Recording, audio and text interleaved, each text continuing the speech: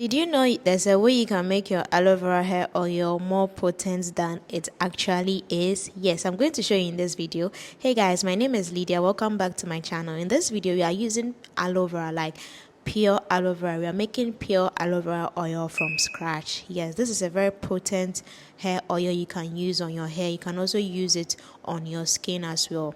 It's been tried and tested and it's been proven right.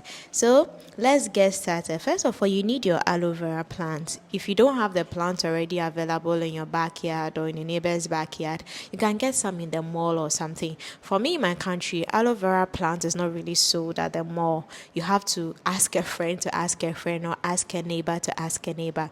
In this video, I went to ask, I don't want to even talk about how I got it, but then yes, it was a long story. So once you get your aloe vera ready, you have to cut the roots off because you will not be needing the roots in this process. You just need the plant itself. Cut the root off and then wash it thoroughly. Washing it is a very important part of this process. If you skip the washing process, you may really have a negative effect of the toxins that aloe vera emits. But if you're able to wash it thoroughly, if you don't want to have your hands in it, just soak it in water for about 15 minutes and then you are good to go.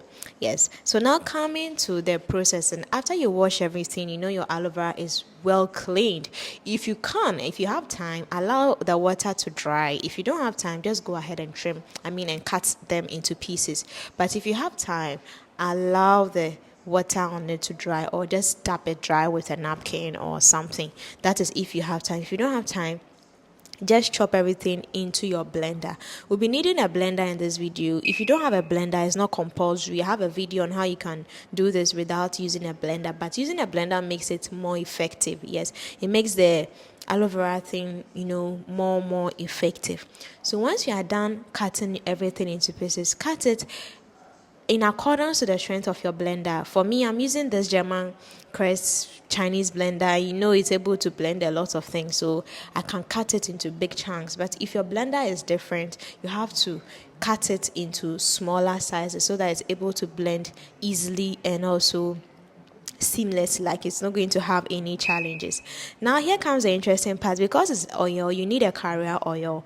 The oil is solely up to you to decide which oil you want, whether you want extra virgin olive oil, whether you want coconut oil, any oil that you want. For me, I'm using coconut oil because it's what I have available. But if you have other oils like extra virgin olive oil, castor oil, jojoba oil, grapeseed oil, you can actually choose from what you want. But I mentioned castor oil. Don't use too much castor oil because castor oil is a thick oil and you might end up clogging your pores if you use a lot of castor oil. Castor oil is supposed to be added even after you are done frying the aloe vera oil. That is just an additional tip I wanted to add.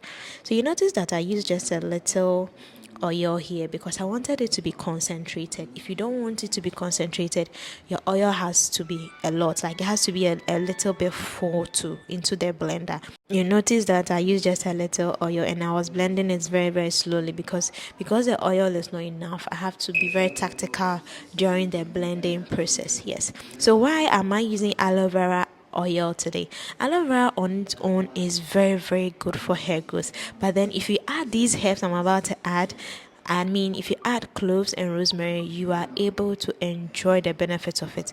Aloe vera provides many health benefits such as preventing hair loss, removing excess oil from the scalp, moisturizing the hair, promoting hair growth, protecting against damage caused by sunlight, and helping the treatment of dandruff or scalp infections. Yes, for aloe vera, if you have dandruff, you can use the gel on your pre-poo days and you are going to really eliminates all the flakes on your scalp.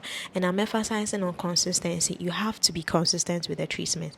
You have to be consistent with all your treatment. If you are not consistent with your treatment, you are not going to see results. I'm emphasizing on it. You are not going to see results. You have to be consistent so that it's easier for you to see results when it comes to your aloe vera. So once you are done, you put it on your fire. Please don't make it too high because when you use a high heat, you are going to burn your aloe vera. You have to do it in such a way that you are in between high and low, like not so low that it's going to take years, but not so high too that it's going to burn it. You have to know how to do it in between. And you could tell that the oil is getting green in color. Yes, the oil is getting a bit green in color. You also could tell that it looks like it is separating faster from the oil. That is how you can tell that it's getting cooked. I mean, it's getting ready. Yes, but in this part, you have to make sure that you fry all the moisture out, because if you don't, your aloe vera will go bad within days. I mean, within a week. You have to make sure you fry it well so that the aloe vera oil doesn't go bad within a week. So you could tell that here it is foaming, like you are seeing some foam on the surface. It means that it's getting ready to be cooked. Yes, I mean, it's getting ready to be ready. I mean, it means that you don't need to do a lot now. Now here comes the magic. At this part, you can add any other extra herbs you want to add. Yes, you can add jojoba. I mean, you can add amla, you can add fenugreek, you can add hibiscus, you can add rosemary, you can add any of your other herbs that you want to add, and that is going to give it an added nutrients to it. So I'll be adding rosemary because rosemary is also a potent herb for hair growth. Yes.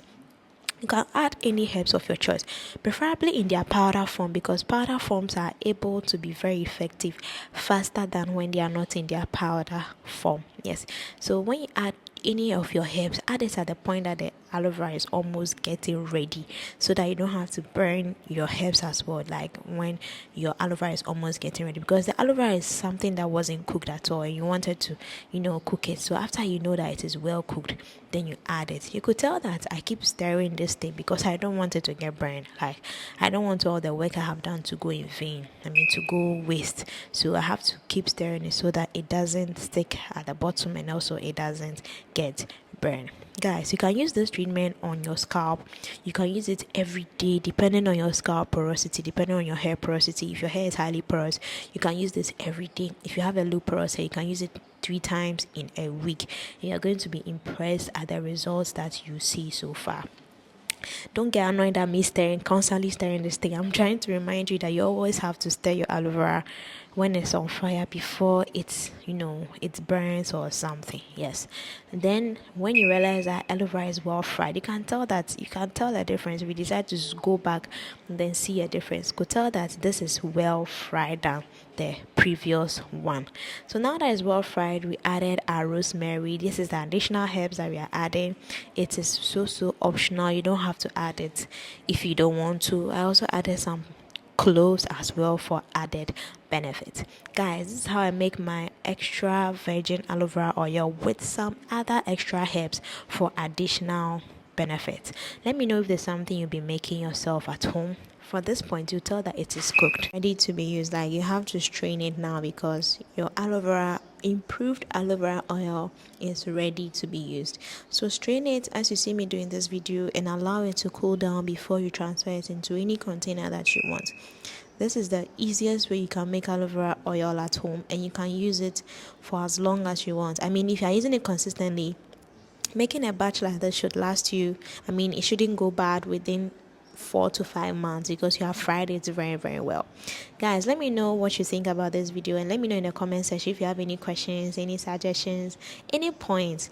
I'm organizing a 60-day hair care challenge that's starting in February 2025. If you want to join, the link is in the description. Don't forget to sign up and let's grow our hair together.